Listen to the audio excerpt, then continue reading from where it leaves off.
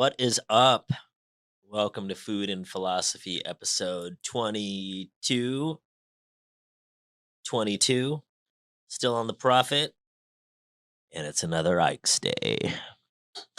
I got one of the springtime sandwiches, so available March and April.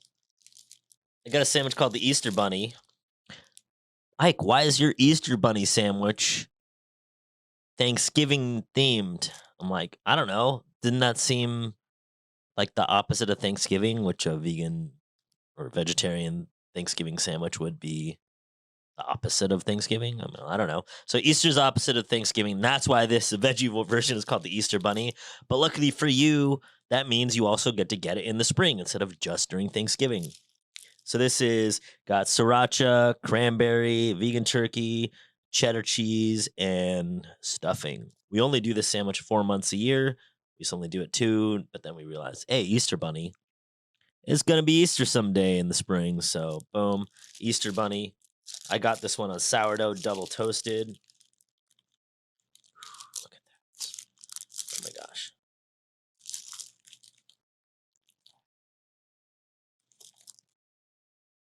Extra dirty too.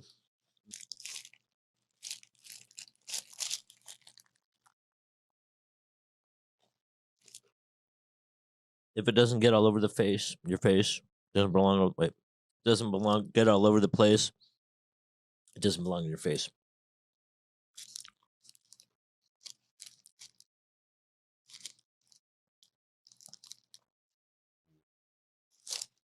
All right.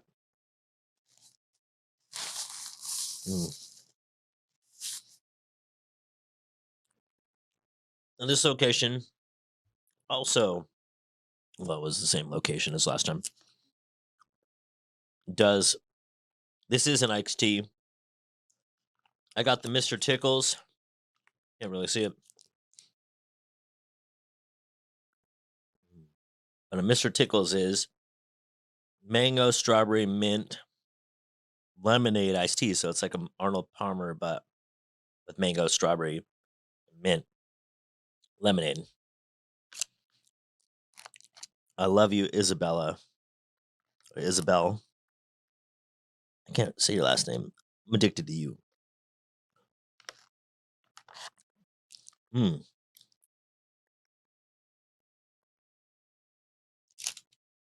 I love our teas. This one's not that minty though. The last time it freshened my breath. I'll have to tinker with the recipe a little bit.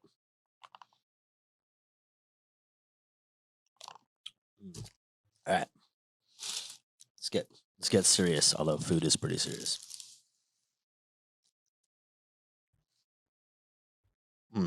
Twitter talk. My X talk is brought to you by Good Idea. Because it's always a good idea to listen to this podcast.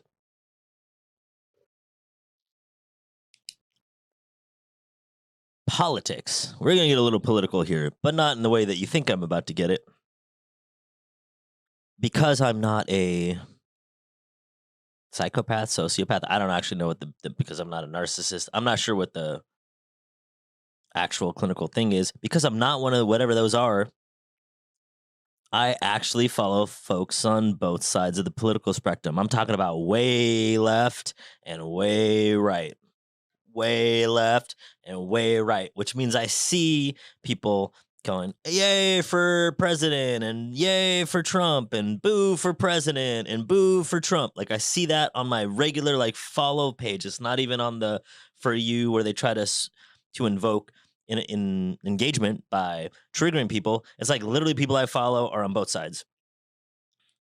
And so I started thinking, because I see them often, basically anytime I log into X, and I started it started really seeing it in 3D for me. Maybe it's because I follow people on all the spectrum that I'm not only getting a one-sided view of things and starting to agree with this one. It's like, wait a second.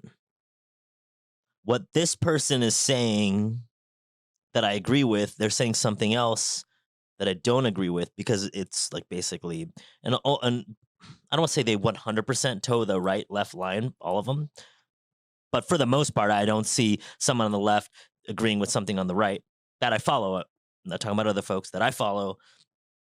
And the same someone on the left that's like, oh, actually, this thing on the right is actually true. Hey, what's up, Nadia? Thanks, Ryan, for being at the X in Fremont right now. And so I started going, wait a second, but that person on the right is saying something that's actually probably better than the person on the left is saying about it. But then also in another thing, this person on the left is saying something that this person on the right that's better than, I don't want to better, but like is probably better than what this person on the right is saying about it. Same thing. And I started going, oh, well, that's pretty interesting. Okay, let me like mix these. This is where I'm here. I'm like this on the left, but this on the right, and then start fusing things together. And I started going, wait, this person that's on the right is saying this thing on the left is bad, but the person on the left that's saying that it's good, they're actually both kind of right about like it's bad for these reasons, and I agree with the person on the right, but I also agree with the person on the left that's saying that it's good. And I mind immediately saw the half, although this is not half, but when a glass is half empty and half full. Because the people in the comments are like, screw you because you like the left, or screw you because you like the right, or the opposite. Yay, because you like the left, and yay, because you like the right, depending on their political ideology. And I was going, well, actually, that thing, if you looked at it from the perspective of the person at the right, it is half empty. But if you looked at it the perspective from the person at the left, it was also half full. Same thing. Not everything, obviously, but this one thing, and it doesn't matter what it is. So I don't want to bring politics into it. That's not the point here. The point is, oh, actually, and I started looking through a lot of negative from the positive on the right and negative from the positive on the left, and started seeing actually most political differences are half empty, half full discussions. One person seeing it half empty, and the other person seeing it half full. And you know what happens when you see it half empty or you see it half full? It means you're both freaking right. It is half empty and it is half full. But how would you like to look at it? You'd rather it be, or how would you like your mentality to be? Half full or half empty? We'd almost all say half full, obviously, Ike. No, I look at the left and I look at the right, and the right has some half and half empty and half fulls. And so does the left. So whenever something's political and you're like, there's the right way to do it, and the left way to do it, and you find yourself maybe you always side left or you always side right, just notice that in that moment, you're choosing to either be half empty or half full. And that's always a choice, regardless of what political spectrum you're on. Even if you're not left or right and you're like, I'm independent or I'm socialist or I'm libertarian or whatever, it's not of any consequence. Any political difference is half empty, half full. Almost every, but probably every single one. That's my X talk for today. And a woman spoke saying, tell us of pain. Oh, sounds like political left and right. And a woman spoke, saying, tell us of pain. And he said, your pain is the breaking of the shell that encloses your understanding. Even as the stone of the fruit must break, that its heart may stand in the sun, so must you know pain. And could you keep your heart in wonder at the daily miracles of your life? Your pain would not seem less wondrous than your joy. And you would accept the seasons of your heart, even as you have always accepted the seasons that pass over your fields. And you would watch with serenity through the winters of your grief. Much of your pain is self chosen. It is the bitter potion by which the physician within you heals your sick self. Therefore, trust the physician and drink his remedy in silence and tranquility. For his hand, though heavy and hard, is guided by the tender hand of the unseen. And the cup he brings, though it burn your lips, has been fashioned of the clay which the potter has moistened with his own sacred tears. And it has potter capitalized, so I assume it's like God. And then his is also capitalized, so I assume it's God. Callous of pain.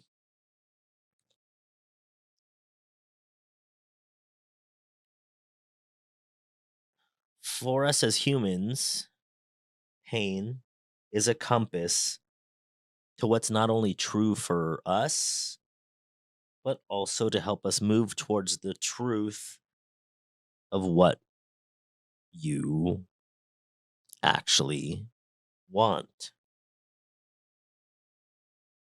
Pain also allows for you to see where your awareness is one sided and to show you where to seek new perspectives in order to see that everything is perfect and that everything is a miracle. When you have pain, it's because you're seeing things one sided. Often, say, like with the political dispute, stems from one person being one sided and the other person being on their side. Your disputes within yourself that result in pain are from a one sided perspective of what's going on in the world. You're feeling sad or heartbroken or annoyed or depressed. It's because you have a one sided perspective on how things truly actually are for you. And if you balanced it out, if you looked at the other perspective, like just embrace the other side for a moment, you'll notice that, oh, actually, that's also true. You want it to be half empty or do you want it to be half full? But in reality, it's not half empty and it's not half full. It's actually full, and you're perceiving the fullness the wrong way when you could just as easily see that it's full and go, oh, huh, I like that. The body always strives to bring itself to balance. I was taking martial arts. My martial arts instructor, Guy Galbraith, Dr. Guy Galbraith, rest in peace. Love you, man. He would always say the body always wants to move towards homeostasis. You cut yourself, it wants to heal. You get a sickness, it wants to heal. Same with your emotions. You want to be somewhere and these emotions come up, it wants to move you towards balance, towards homeostasis. And it always strives for this. It's never gonna not strive for equanimity. You're not ever gonna be able to like cut yourself and then be like, Just stop healing. No, stay broken. It's never gonna happen. You can't. It's just naturally how water moves, how earth moves, how God works, how the universe works. Emotions and pain are how we know that things are working for us. We're moving through life and then emotions or pain come up. Like, oh, I should probably go right instead of left. I should probably not have kept going straight. Maybe I need to make a U-turn here. You won't know that if you didn't feel bad. That's how we know things are working too. You never felt pain ever. You probably never feel good either. Ever. Everything is working even through pain. And it's how we also know where to work. So we know it's working through our pain, but we also go, oh, it hurts here. Perhaps I should look here. Why does this person upset me? Why does this thought upset me? Why does this job upset me? Why does this fill in the blank upset me? Oh, it must mean I need to do work here. So co-fashion your life. We're all co-fashioning our lives together. Whenever we do this with life and we see all the balanced perspectives, we see that everything is perfectly guided towards the path of what you would like. Always. It's always in the path of what I would like. It's always in the path of what you would like, you would like, you would like, and you would like. Always. If you're just looking at their perspective. Steve Jobs said one of his quotes is, "When you look back upon your life, you can see how all the dots connect." It's really easy to see how they you look at your life right now and you can look back. Just look back at your life right now. Look to your left and remember some things in your life and look at your life and go, "Oh yeah, this connected, brought me here, and here you are right now when you're listening to this. Here I am right now sitting here." Which means then you have to trust, no matter what's happening now, that 5 years from now, you'll be looking back and going, "Oh, all that stuff connected." You just need to trust that they'll connect in the end. In fact, he used the word trust, but you don't even need to trust that. You just need to know that they're gonna connect in the end, because trust not even a thing. Now it might in the moment things suck and you're like, "Oh man, I really gotta trust that it's gonna be there." But change that to knowing. Like if you knew that no matter what, 5 years from now, you're gonna be exactly happy that right here, right now happened exactly the same way, and you 99.999999999% won't want to change it. That was a glitch in the matrix. Then why would you complain about it right now? Even if it freaking sucks right now, which would still be an imbalanced perspective. Pain only appears to be burning us because we are choosing to feel the fire. You're choosing it right now. You could just as easily be like, "Ah, screw that person. I don't care about being with them anymore. Oh, who cares about that job?" Or, "Okay, well, I'm eating McDonald's again today." You only feel the pain because you choose to feel the fire. The tapestry of the matrix of literally the entirety, the divinity of life cannot be bad ever. I'm going to end that there. As you move through life, s- you choose your pain in a twofold kind of way. He says, much of your pain is self chosen. This is actually twofold, it's probably threefold. The threefold is because one, suffering is optional for you. The second way folded is because you have this imbalance of perspective of things right now. And the third fold is it's literally the way the water is flowing, which means it has to be the proper way. It can't be wrong.